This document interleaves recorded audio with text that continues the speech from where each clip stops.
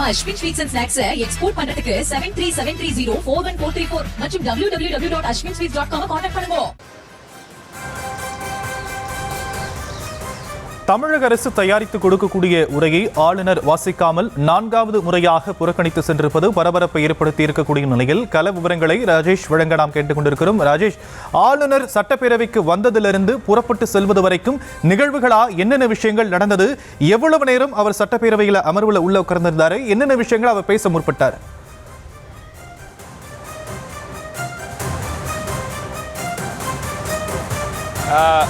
ஷாம், வணக்கம். இப்ப ஆளுநர் சட்டசபைக்கு எத்தனை மணிக்கு வந்தார், என்னென்ன விஷயங்களை பேசினார், அங்கு நடந்தது என்ன என்பதை அப்படியே நாம் உள்ளே இருந்தோம். அந்த பார்வையாளர் மாடத்திற்கு அருகில பத்திரிகையாளர் மாடத்திலே அமர்ந்திருந்தோம். அங்கு அமர்ந்து என்னென்ன நடந்தது என்பதை நேரம் வாரியாக, டைம் வாரியாக நாம் நோட் செய்து வைத்திருக்கிறோம். அதை அப்படியே மக்களுக்கு கொடுக்கலாம். அதாவது ஆளுநர் சரியாக ஒரு 9:27 மணிக்கு இந்த சட்டப்பேரவை வளாகத்திற்கு வந்தார். அவருக்கு வழக்கம் போல உற்சாக வரவேற்பு கொடுக்கப்பட்டது.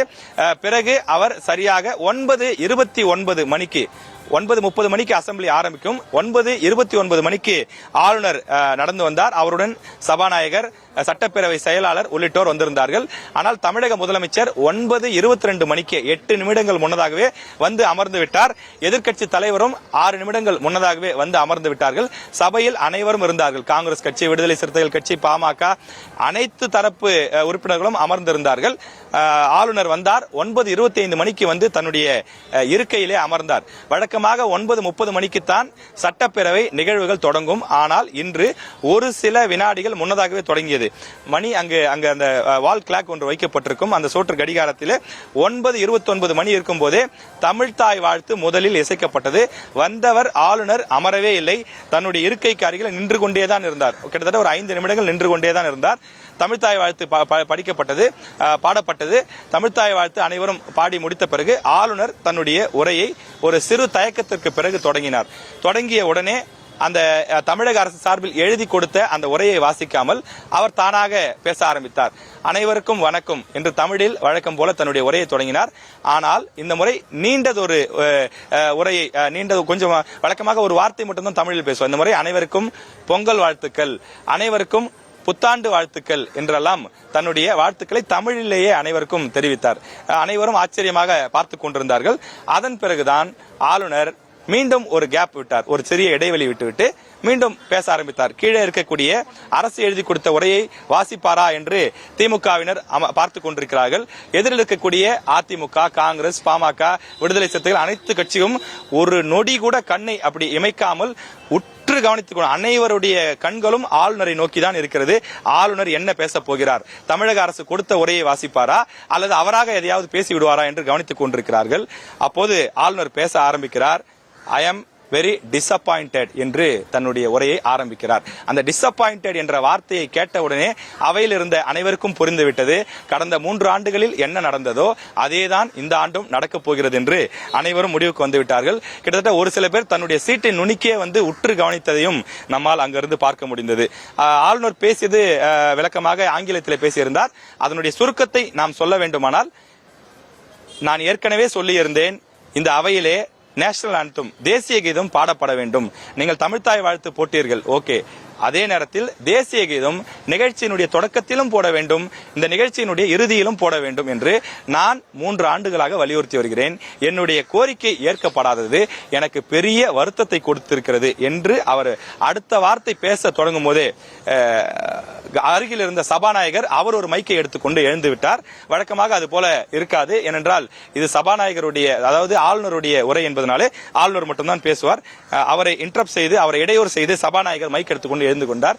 எழுந்த உடனே sir sorry sorry sir sorry sir sorry sorry sorry என்று 4 முறை சாரி சொல்லிவிட்டு கவர்னர் உடனே பேச்சை நிறுத்திவிட்டார். சபாநாயகர் பேச ஆரம்பித்தார். சபாநாயகர் ஆங்கிலத்திலே தான் பேசினார். ஆனரபிள் கவர்னர் சார் என்று சொல்லிவிட்டு, நீங்கள் இது அவர் ஆங்கிலத்திலே தான் பேசினார். சபாநாயகர் ஆங்கிலத்திலே தான் பேசுகிறார். நீங்கள் இது தமிழக அமைச்சரவை எழுதி கொடுத்திருக்கக்கூடிய உரை, இதில் என்ன இருக்கிறதோ அதை அப்படியே தான் நீங்கள் படிக்க வேண்டும். இதுதான் மரபு.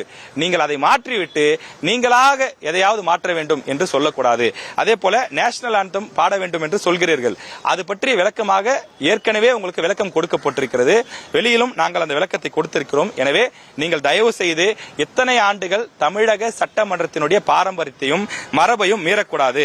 தயவு செய்து நீங்கள் தமிழ்நாட்டினுடைய கஸ்டம் படி, தமிழ்நாட்டினுடைய மரபுப்படி என்ன இருக்கிறதோ ஆர்டிகல் 176(1) என்று குறிப்பிட்டு அதன்படி நீங்கள் இந்த உரையில என்ன இருக்கிறதோ அதை மட்டும் பார்த்து படிங்கள். நீங்கள் எதையும் புதிதாக படிக்காதீர்கள் என்று உங்களை வெரி ஹம்பிள் ரெக்வெஸ்ட் என்று ஒரு வார்த்தையை குறிப்பிட்டு சபாநாயகர் பேசியிருந்தார். சபாநாயகர் பேசிவிட்டு அமர்ந்து விட்டார். அப்போதும் கூட ஆளுநர் அமரவில்லை, நின்று கொண்டேதான் இருந்தார். அவர் பேசி முடித்து விட்டார் என்பதை கவனித்துவிட்டு பிறகு அவர் தன்னுடைய மைக்கை தட்டி பார்த்துட்டு மீண்டும் பேச ஆரம்பிக்கிறார். ஒரு ஆளுநர், ஒரு கவர்னர் பேசும்போது சபாநாயகர் இன்டரப்ட் செய்வது, இடையூறு செய்வது தவறான விஷயமாகும். இது எப்படி ஏற்றுக்கொள்ள முடியும்? நான் என்னுடைய கருத்தை தெரிவிக்க விரும்புகிறேன், நீங்கள் எதற்காக என்னை இடையூறு செய்கிறீர்கள் என்று வருத்தமாக தன்னுடைய கருத்தை தெரிவித்தார். மீண்டும் சபாநாயகர் குறிப்பிட்டார், மரபுப்படி இந்த அவை நடைபெற வேண்டும் என்பதுதான் என்னுடைய நோக்கமே தவிர உங்களை அவமரியாதை செய்ய வேண்டும் என்றோ உங்களது பேச்சுக்களுக்கு இடையூறு செய்ய வேண்டும் என்பதோ என்னுடைய நோக்கம் கிடையாது. தயவு செய்து மீண்டும் உங்களை வேண்டி கேட்டுக்கொள்கிறேன், நீங்கள் மரபுப்படி ஆளுநர் எழுதி கொடுத்த உரையை தான் படிக்க வேண்டும், அந்த உரையை அப்படியே படியுங்கள் என்று அவர் மீண்டும் பேசுகிறார். அது மட்டும் இல்லாமல் தமிழ்நாடு சட்டமன்ற அந்த வரலாறு மற்றும் அது எப்படி நடக்க வேண்டும் என்று சட்ட விதிகளின்படி சபாநாயகர் ஆங்கிலத்திலும் தமிழிலும் மாறி மாறி பேசுகின்றார். இதனால் சற்று பொறுமை இழந்தவர் போல சரியாக 9:35 மணிக்கு ஆளுநர் அமர்ந்து விடுகிறார். 6 நிமிடத்திற்கு பிறகு ஆளுநர், சரி சபாநாயகர் பேசிக் கொண்டிருக்கிறார், அவர் முடிப்பது போல தெரியவில்லை, அதனால் நான் உட்கார்ந்து விடுகிறேன் என்று சொல்லி அவர் உட்கார்ந்து விடுகிறார். அவர் அமர்ந்த பிறகு அடுத்ததாக மீண்டும் சற்று நேரம் கழித்து 9:36 மணிக்கு திரும்பவும் கவர்னர் எழுந்திருக்கிறார். ஆளுநர் RN ரவி எழுந்திருக்கிறார். நான் பேசும்போது என்னுடைய மைக்கை ஆஃப் செய்தது என்னை இன்சல்ட் பண்ணதாக நான் கருதுகிறேன் என்று அவர் குறிப்பிட்டார். ஆனால் மைக் எதையும் ஆஃப் செய்யவில்லை. தொடர்ந்து ஆளுநருடைய மைக் ஆன்ல தான் இருக்கு. பக்கத்துல சபாநாயகர் இருக்கார், அவர் டிஸ்டர்ப் பண்ணி, அவர் இடையூறு பண்ணி எழுந்து பேசுறாரு, அதுதான் உண்மை. ஆனால் ஆளுநர் என்ன சொல்கிறார் என்றால், நான் பேசிக் கொண்டிருக்கும் போது என்னுடைய மைக்கை நீங்க ஆஃப் செஞ்சிட்டீங்க, இது எனக்கு செய்யப்பட்ட ஒரு பெரிய இன்சல்ட் இது அப்படின்னு சொல்லி சொல்றாரு. இப்ப நீங்க எழுதி கொடுத்ததா நான் படிக்கணும்னு சொல்லி சொல்றீங்க.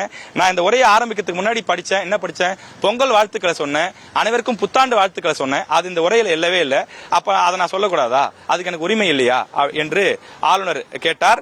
ஆனால் அதற்கு எந்த பதிலும் சொல்லவில்லை. தொடர்ந்து இந்த அவையிலே தேசிய கீதம் அவமரியாதை செய்யப்பட்டிருக்கிறது, ஆளுநருடைய மைக் ஆஃப் செய்யப்பட்டிருக்கிறது, நான் மரியாதை இல்லாமல் நடத்தப்பட்டிருக்கிறேன், ஆதலால் நான் இந்த அவையை விட்டு வெளியேறுகிறேன் என்று சொன்ன உடனே அருகில் இருந்த ஜவஹருல்லா, அதே போல தமிழக வாழ்வுரிமை கட்சியினுடைய தலைவராக கூடிய வேல்முருகன் போன்றவர்களும் சத்தமாக எழுந்து ஜனநாயகம் காக்கப்பட வேண்டும், ஆளுநர் தொடர்ந்து மரபுகளை மீறக்கூடாது என்று முழக்கங்களை எழுப்புகிறார்கள். அதனைத் தொடர்ந்து விடுதலை சிறுத்தைகள் கட்சி, காங்கிரஸ் கட்சி, திமுக சட்டமன்ற உறுப்பினர்கள் அனைவரும் எழுந்து கோஷம் போடுகிறார்கள். கிட்டத்தட்ட ஒரு வல்லூர் கோட்டத்திலோ அல்லது எழும்பூரிலோ ஒரு கண்டன ஆர்ப்பாட்டம் நடைபெற்றால் எப்படி இருக்குமோ, ஜனநாயகம் காக்கப்பட வேண்டும், மரபுகள் மீறப்படக்கூடாது, ஆளுநரே எழுதி கொடுத்ததை படியுங்கள் என்று வேல்முருகன் சொல்ல சொல்ல அந்த அவையில் இருந்த அனைவரும் பின்தொடர்ந்து குரல் கொடுக்கிறார்கள். ஒரு கண்டன ஆர்ப்பாட்டம் போலவே நடந்து கொண்டிருந்தது. மற்றொரு புறம் எதிர்க்கட்சி தலைவர் எடப்பாடி பழனிசாமி அவர்கள் அமர்ந்து கொண்டிருந்தார். அதிமுகவினுடைய சட்டமன்ற உறுப்பினர்கள் அனைவரும் அமர்ந்து கொண்டிருந்தார்கள். பாமகவினுடைய சட்டமன்ற உறுப்பினர்களும் அமர்ந்து கொண்டிருந்தார்கள். மற்ற அனைவருமே எழுந்து நின்று எதிர்ப்பு தெரிவித்தார்கள். ஆளுநர் அவையை விட்டு நடந்து வெளியே சென்று விட்டார். இதுதான் அந்த இடத்திலே நடந்தது. ஆளுநர் வெளியேறிய பிறகு சிறிது நேரம் கண்டன முழக்கங்களை எழுப்பிவிட்டு பிறகு அனைவரும் அமர்ந்தார்கள். பிறகு தமிழக முதலமைச்சர் மு க ஸ்டாலின் அவர்கள் எழுந்து நின்று உரை நிகழ்த்தினார். இந்த அவையிலே என்ன நடந்தது என்ற விளக்கத்தை எல்லாம் கொடுத்தார். அதன் பிறகு ஆளுநர் எழுந்து, அதாவது சபாநாயகர் எழுந்து தன்னுடைய அந்த விளக்கத்தை கொடுத்தார். நாங்கள் எந்த இடத்திலும் தேசிய கீதத்தை அவமதிக்கவில்லை. இந்த தமிழ்நாட்டிற்கென்று ஒரு கலாச்சாரம் இருக்கிறது, தமிழ்நாடு சட்டப்பேரவைக்கென்று ஒரு மரபு இருக்கிறது. வெளியிலும் சரி சட்டப்பேரவையிலும் சரி முதலில் தமிழ்தாய் வாழ்த்து, இறுதியிலே தான் தேசிய கீதம். இதுதான் மரபு. அதைத்தான் நாம் காலம் காலமாக கடைபிடிக்கிறோம். அதைத்தான் இன்றும் செய்கிறோம். ஆளுநர் வேண்டுமென்றே குழப்பத்தை விளைவிக்கக்கூடிய வகையிலே பேசுகிறார் என்று சபாநாயகர் தன்னுடைய கருத்தை தெரிவித்திருந்தார்.